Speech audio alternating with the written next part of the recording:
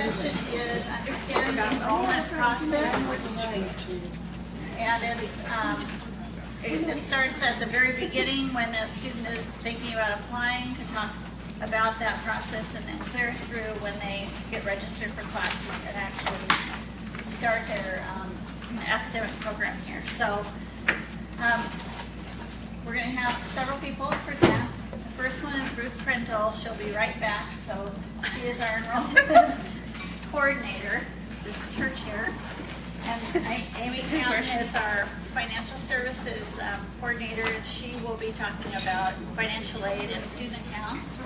Here's Ruth.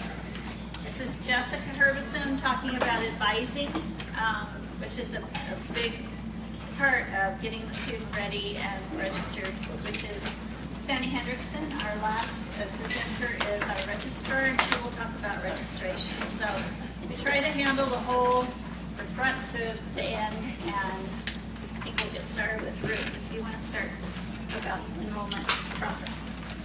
All right, welcome everybody. You feeling a little rushed? In your packet is everything we're going to talk about enrollment today, so don't feel like you have to write it all down, but there is an application form on the CPP website and in your packet if you want to make copies of it. That's what you need to give your students to apply to Northwest. They are basically doing 2 applications, one for your program, one for your internship program, whatever it is that you require, and the one for Northwest University.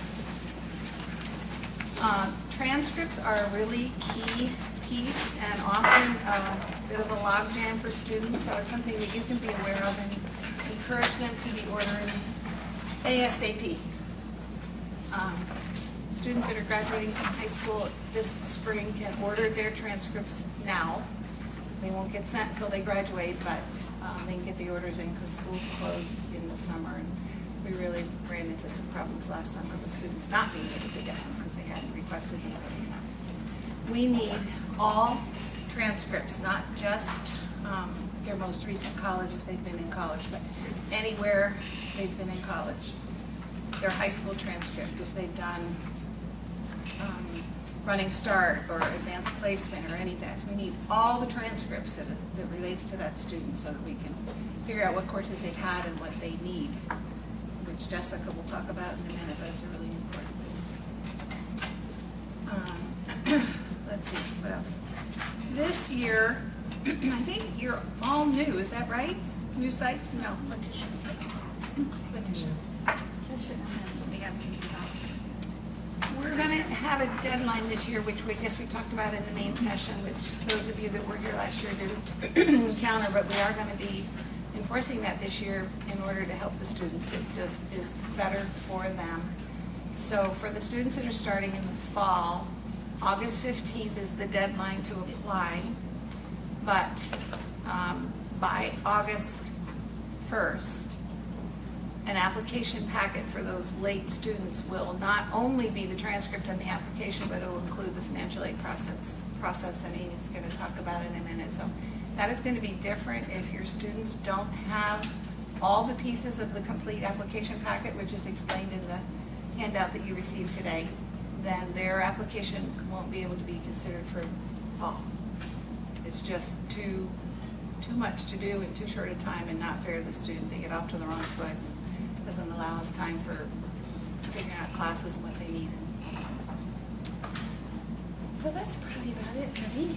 Now come over to Amy. I'm Amy. I am the CPP Financial Specialist, and I take students. When they're accepted, Ruth sends me a list, and I email students the steps that they need to take, for new students, I should say. The steps that they need to take to complete their FAFSA. And once I do that, the priority deadline for FAFSA for NU in general is February 15th. That's a priority deadline. It's not the deadline. It's a deadline that I like because I get to package students sooner than later. Obviously, after that point, we package students in the order of which they were received. So, what this means for people that do their FAFSA August 1st is that their FAFSA is not going to be processed likely until after the start of the term, which which is not a really good financial step to take in university. So, with that being said, financial aid, we award a couple different, we award federal aid, we award subsidized Stafford loan and unsubsidized Stafford loan, and if they're eligible, they're awarded Pell Grant as well. If they decide to that they need additional funding, they can apply for a Parent Plus loan if they're a dependent, Plus loan if they're an independent student. If they can't apply for Plus loan, I would suggest doing an alternative loan, which we can't endorse any lenders, but we have a list listed in your handout of lenders that students have used in the past that have worked really well. Tuition and fees for the semester and missing documents for financial aid, they are due the first day of the term. So documents should be completed for financial aid by August 1st to make sure that I can process them in time for the August 29th start date.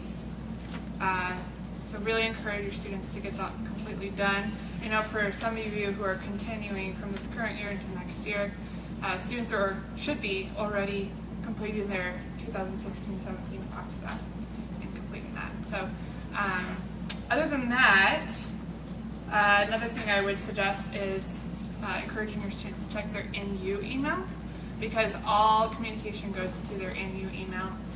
Students can, if they have an email through you guys, through your affiliate site, they can actually have it set up so that emails can get forwarded to that email.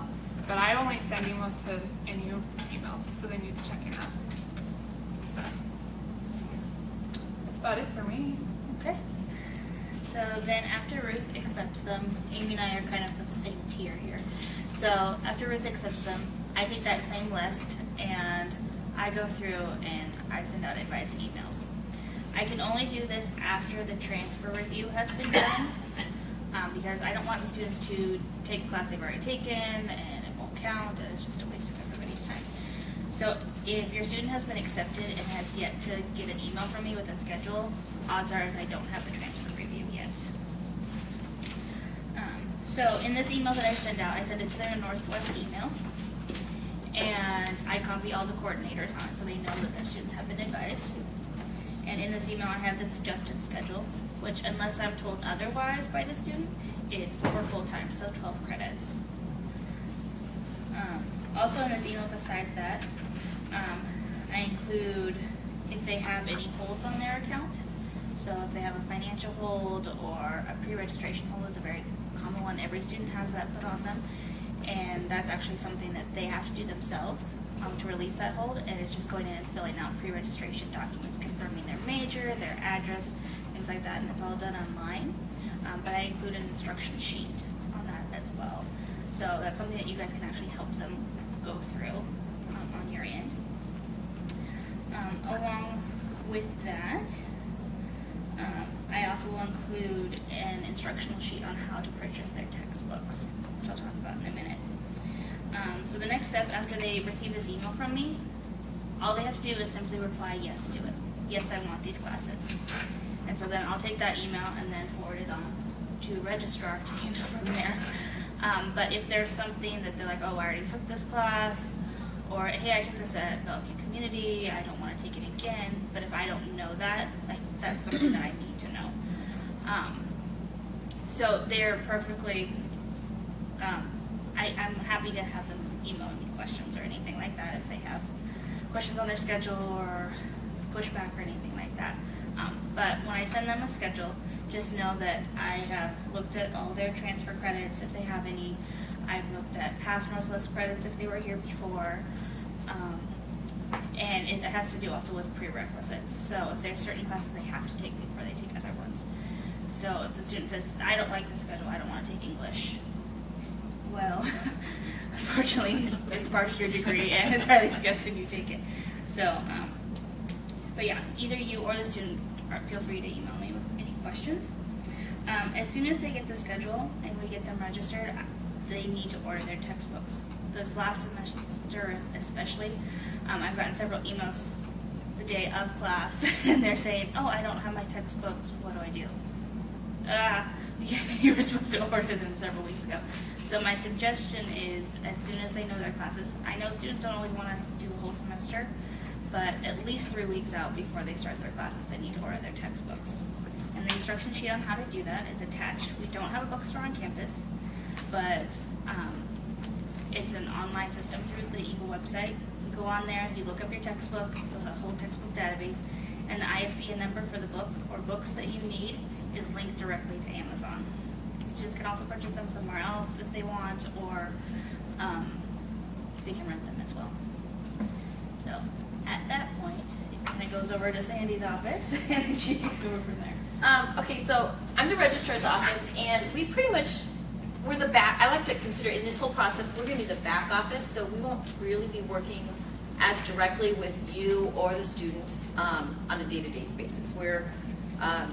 We kind of step in, we have little pieces all along the way. So like during the application process, we're the office that does the transcript reviews. So because they need to come in and they need to be official, we will only do official reviews on official transcripts. Now, we have been known to do unofficial reviews, but those credits will not be awarded until the official transcripts come in.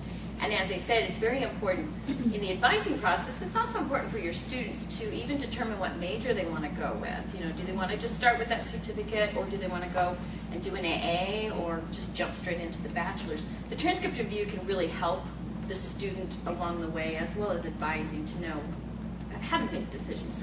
So we step in, we're a little behind the scenes there. The financial, we don't really work with you guys that much, other than just like there's a hole, you got to go through there. So, and then in advising and registration, we are the office that helps with that. We do this in manual registration. You'd think for an online distance ed program, they would be able to do it online. This is a very complex program with all of the different affiliates. The courses can all look the same, and we tried it 1 year with the pilot program, and we would get students taking classes in Salem, but they lived in Buffalo. So we have just discovered the best, efficient customer service we can give to you and your students is to manually register them. So a lot comes through the advising office, and we coordinate with them and work a lot with problem solving.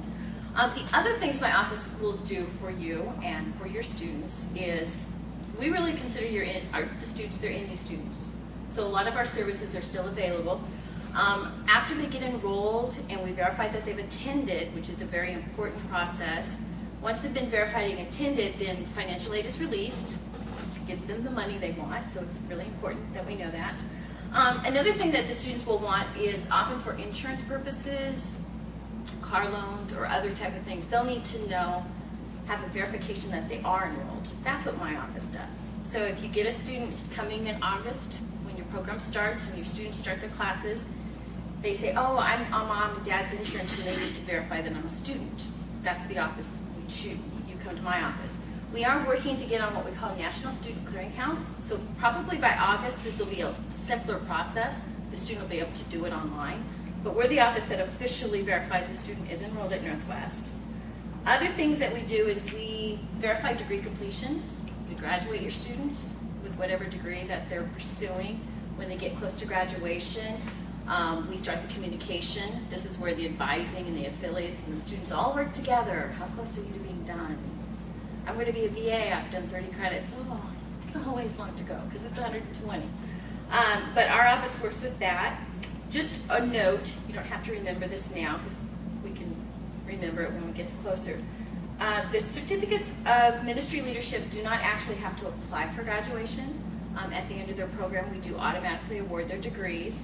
If they choose to get a diploma, then there's a little form they fill out, and it's a $25 fee. But they do not participate in our commencement ceremony. The associate's degrees have the option to participate in our commencement ceremonies. They do have to apply for graduation if they choose, but they also have the option just to be auto-awarded, and that doesn't carry it. The bachelor's degrees are allowed in our commencement ceremony, which is in May. They do need to apply for graduation. And a lot of this is what my office helps coordinate along the way. Another thing that comes through my office is the VA benefits coordinator. It is located in the registrar's office. These programs are VA eligible. It's best if the student talks directly with the coordinator to find out what benefits and just to get the information to help them make the decision that's best for them. And then anytime you need to contact us, you can contact our office directly. But again, we tend to work a lot with the CAPS office, so most of our communication really does kind of come via the CAPS office, because 9 times out of 10, they can answer the question before we even have to. But that's basically what the registrar's office do. We're kind of behind the scenes all the way through the life of your student, forever. Okay, so the theme of our whole thing is prepare, try to get your students to apply early. I think that's the best advice I have for you as coordinators. One thing that we did learn this year, we talked a lot about transcript review, was the big surprise to us, our second year in this new CPP format, is that we have so many transfer students. We thought we were going to have this, basic freshman, 18-year-old, or fresh out of high school. We do have a lot of those students, no doubt. But we have a lot of students that transfer. They, for different reasons, couldn't finish where they were at. They dropped out of community college. Who knows? Tons of reasons. You would know more than we do. But these transcripts are key because we need to make sure that your students are advised properly. They're not taking a class they may have taken somewhere else.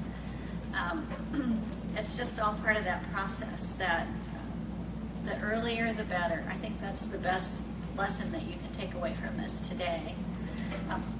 Do any of you have any questions about this to anyone? Any of the four? Yeah. I have a question. So when our student is applying, they apply directly to Northwest. When they call, how do they verify, or online, how do they verify like they're going to be part of the Bethel School Ministry Church Partnership? How do we get to the right person? They actually contact you first, and you Okay, let so us me know. first. Yes. And then when you give them the application form that Okay. you need for your program, and also the CPP application for Northwest, and then you forward it to us. Gotcha. We get it from you. We really, at that point in enrollment, are not engaging with the student yet. They don't Okay. know who we are. We don't know who they are. You're working with Does the student apply online, or is it who? No, strictly by it's forms? it's form. Okay. so this is all submitted by snail mail or submitted No, you electronically? can scan it or fax it Okay. to me or to You are the number one. You have to decide if they're going to be part of Yeah. your student internship program. Yeah. We do not determine that. And I had a question out in the hallway about that. I went, we didn't make that clear enough.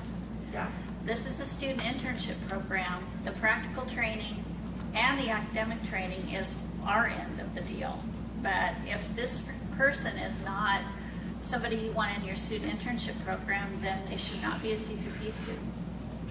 So our students right now are just at Shipkin Ministry Leadership Program directly with you guys. So I didn't know. Right now they applied directly with you, so that helps clear. Oh, they're So coming out of traditional? Yeah, they're Okay. traditional right now at Yeah. the 347 credit hour.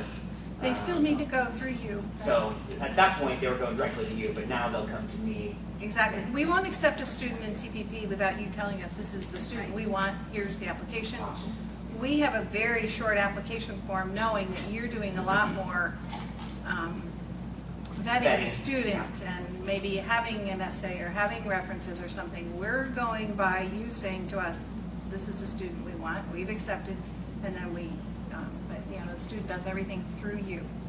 Awesome. Okay, thanks.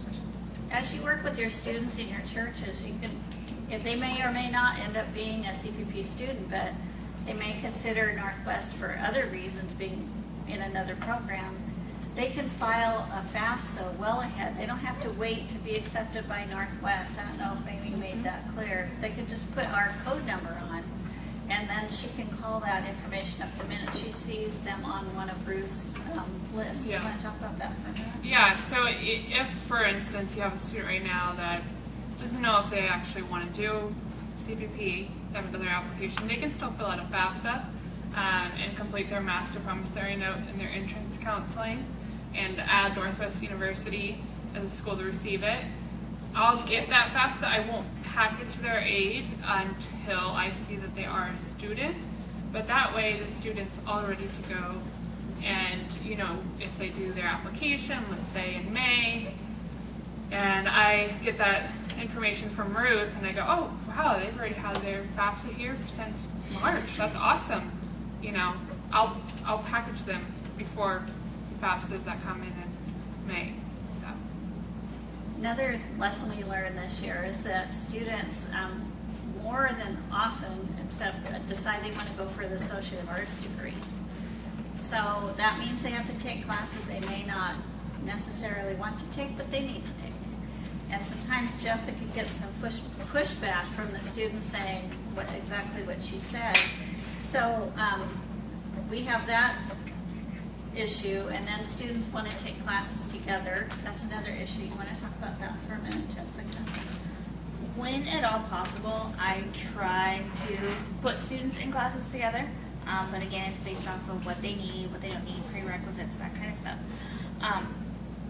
The number to have a live class, are we still calling them that? At your site is 10 students. Not 10 students at your site, but 10 students for that specific class. So not all students are going to be able to do that. So even if I have a student that is taking an online class, like you have 2 students that came in and they didn't have any English yet, so they can't take their composition 1 class. I have to put them in foundations for college writing. If there are other students that need that class, but you don't have enough for a live class, I'll make sure that they're in the same online class together, so they can study together, they can read together, they can do things like that. So when at all possible, I do try to stick them together.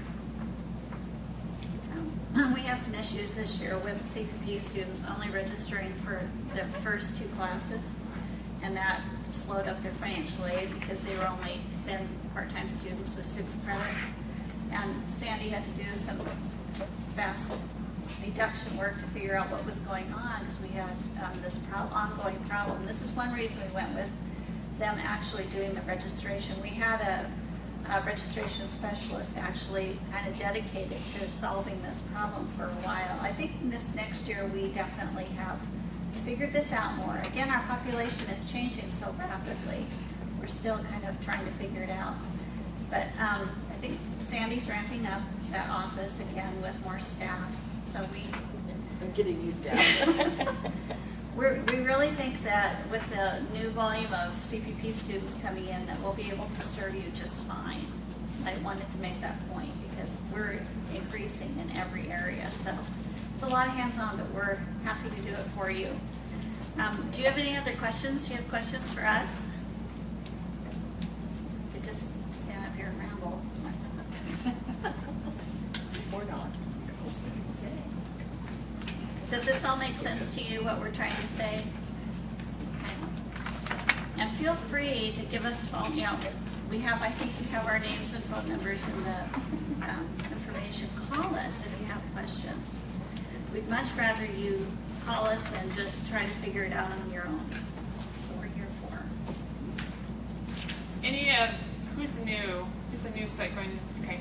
So if you guys, what I'd like to do with the new affiliates, if you would like to schedule like a half an hour phone conference, in the next month or 2, before I get swamped, do that now. You can schedule it with me now, and I can just put that in my calendar to call you the next week or 2, or set a day and time so that you can, if you have any more questions regarding the financial process, I'd be more than happy to do that. Financially, it doesn't come in day 1 of the term, but the bills are all due day 1 of the term. So Amy could help you sort out for your student, but your student, it's their responsibility to talk to Amy. Even though you might have all the clearance and everything, it's still between the student and Amy. Yeah, This don't is help why. them with their FAFSA. Right. Big no-no. Don't do that. Yeah. I can't think of anything else. Just bring them. I want to take a break, run outside, breathe some nice, pretty sunshiny air. I think our next session starts at 2:15 down in the main auditorium again. Thank you for coming.